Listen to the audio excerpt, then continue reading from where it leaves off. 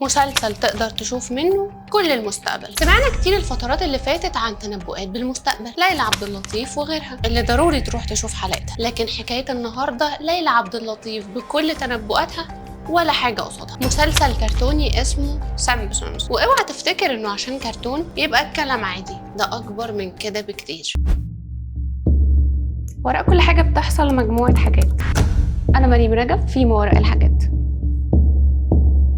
المسلسل ده بدأ عرضه سنة 1989، وهو عبارة عن أسرة مكونة من أب وأم وثلاث أبناء، ومفروض إنه معتمد على الكوميديا في عرض أحداثه. لكن مع كل حدث مهم وكبير نكتشف إنه أصلاً كان تم عرضه في حلقات مختلفة، ومن هنا العالم كله بعد أكبر الأحداث اللي بتحصل فيه يبدأ يشير مقاطع من داخل المسلسل ده، واللي بيتوقعوا فيها بأحداث معينة. اجهز وركز معايا حالا، لأني هقول لك على شوية حاجات هتعمل لك لخبطه. في سنه 2000 بتتعرض حلقه توقعوا فيها ترشح هاريس المرشحه الامريكيه، واللي فعلا في سنه 2024 تترشح. وكمان خلال الوقت اللي بكلمك فيه ده، يعني قبلها ب 24 سنه، ظهرت واحده من ابطال المسلسل ده على انها اول مرشحه للرئاسه الامريكيه واول ست تتولى المنصب ده. والغريب بقى انها مش بس اول ست تتولى الحكم، دي كمان كانت بنفس هدومها حتى اكسسواراتها بعد 24 سنه. الغريب اكتر بقى انه في نفس السنة دي وفي نفس الحلقة دي يكون في توقع بترشح ترامب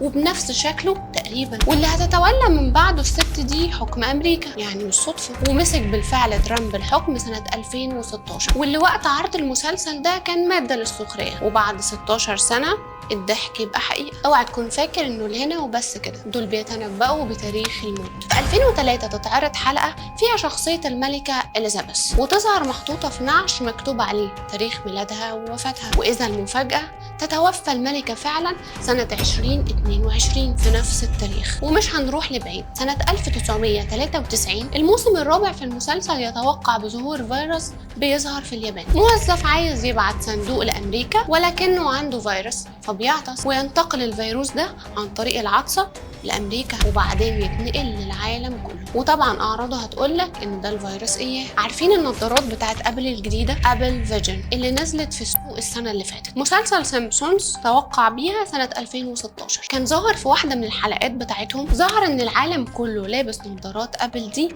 ومهووس بيها. طب فاكر الزلزال اللي حصل في سوريا وتركيا وكانت خسائره كبيرة جدا؟ هم توقعوا بيه، بس المرة دي كانت مختلفة، لأن الزلزال ده ظهر البطل في المسلسل على إنه وصل تحت الأرض واكتشف غرفة كاملة اللي بتتحكم في كل الكوارث اللي بتحصل في العالم. وهنا تحديدا تبدأ تظهر نظريات جديدة، ومنها إن الزلزال ده في ناس وراه، مش حادثة طبيعية وخلاص. المسلسل ده بيقولوا إنه مسؤول عنه النظام الماسوني، وبرضه كلمتك عنه في حلقة كاملة، روح شوفها. وإن في ناس من المتحكمين في العالم هم المسؤولين عنه، وفي نظريات بتقول انها مجرد تنبؤات بالمستقبل بس ازاي بتحصل بالدقه دي؟ انا هنا حكيت لك جزء بسيط عن التنبؤات، مش عارفه ليه حاسه انك صدقت. انا دوري في ما وراء الحاجات ان اقول لك وراء كل حاجه بتحصل، وانت دورك اللايك والشير على المنصه اللي بتشوفني منها دلوقتي. المهم مش هطول عليك، قولي طولي. تعالى نبدا من الفيروس اياه. انا شفتك عديت ان قلت في اليابان، مع ان الفيروس ده ما كانش في اليابان، كان في الصين. اما وفاه الملكه بالتاريخ ده